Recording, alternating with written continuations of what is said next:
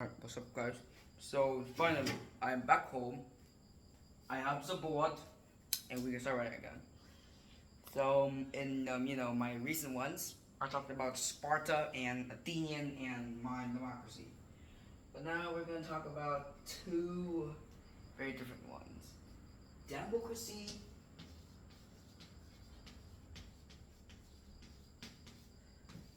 versus monarchy.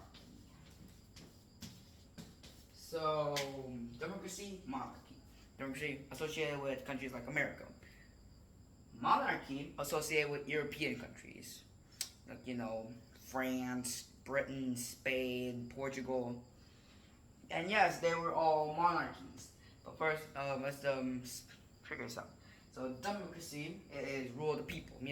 We make the decisions. You guys only exist to protect our decisions, and you have nothing important. We rule. We rule. Okay. But the monarchy is it's like if you took the democracy table and then flipped it, because it's the exact opposite. It's like no one has rule. I rule everything. You all pay taxes to me. I'm not, and you don't represent me. I represent all of us. All right. So I rule with absolute power, and you guys, you protect me. You guys take the taxes and bring it to me. And in return, if you're loyal to me, I'll give you guys land and food. If you don't, I execute you in front of hundreds of thousands of people. So another thing that's different is that monarchies intend to become imperialist. For those who don't know, imperialism is like expanding, trying to expand stuff. So let's say you're a monarchy and you say like, okay, countries running out of resources, we need to do something. So you decide to invade other countries for their land and resources. That's called imperialism because you're raiding people for a horrible reason to just get more land for your people. So monarchy easily becomes imperialism. But don't get me wrong, democracy, it has its own way, okay? Democracy, it's rule of the people. But if the rulers are, enthusiastic enough, persuasive enough, it can easily lead to fascism. Yes, fascism. The thing associated with Adolf Hitler, fascist Germany, fascist Italy, fascist imperialist Japan. All right. So you see, that is horrible. Both of them, lead to very terrible things. So another thing is that monarchies tend to end because of a revolution. Because and democracy usually end. It's either because of war, or it becomes conquered by another nation, or they decide to just end the country because it's in a miserable state. So you see, monarchy, it collapses because of the revolution, because the normal civilians, they're mad, the soldiers, they're mad, the general public, they're mad. So monarchies, some lucky enough monarchies either end because other monarchies took them over, or because they decided to switch into like parliament or democracy or republic or socialism or communism or capitalism. All right.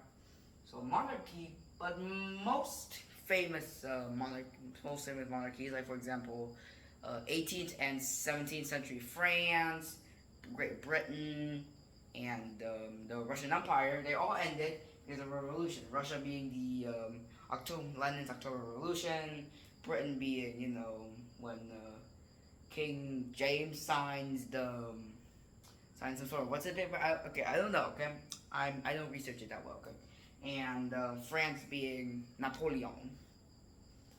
And now let's move on to some democracy. So democracy, it ends because it is, let's say, war-ridden, taken over by another state, which is not your state, another state.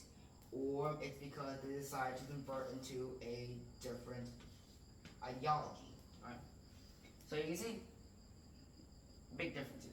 They go slightly more peacefully, and monarchy is because, the people are pissed off at you. So, yeah.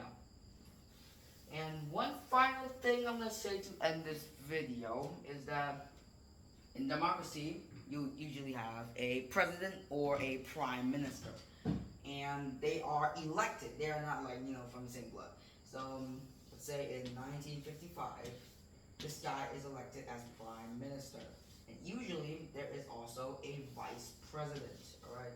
So I'm gonna draw a little square on their head to represent it. So this guy is the prime minister. This guy's the vice prime minister. And this guy, let's say he died because of an assassination. Then immediately they would vote to see if this guy would get it, or maybe if another prime minister is to, replace him. And this guy just keeps becoming the vice prime minister. So basically, it's what the people choose. If you are a president or a prime minister, you don't have the right to choose your job, alright? Those are only for lower jobs. You can choose what you want. But in higher jobs, they're choosing you. You're not choosing yourself. And lastly, the monarchy, however, is a lot more different. It is by blood. So let's say the father is the king, alright? And usually he will have either 2 to 3 sons, usually. And if he dies from natural causes or because they him, then usually it will be passed down to the oldest son. Well, it's not always in that scenario. Like sometimes you can go to the youngest son or the middle son. Okay? But it just keeps going on. So these guys, they'll just have their families and they'll just die as, princes. Because of course, their older brother is the king. But if they're lucky enough, they might be the new king, but that's another story. Usually he'll just become the new king, and then he'll transfer to his older son. And the loop keeps going on forever until they forget to have offspring, which is, children. And if you don't have any children, you don't have any more heirs. If you got any more heirs, your monarchy will end. Alright, so I just explained to you 2 different types of ideologies. And, thanks for watching this video. Go and sleep now if you want.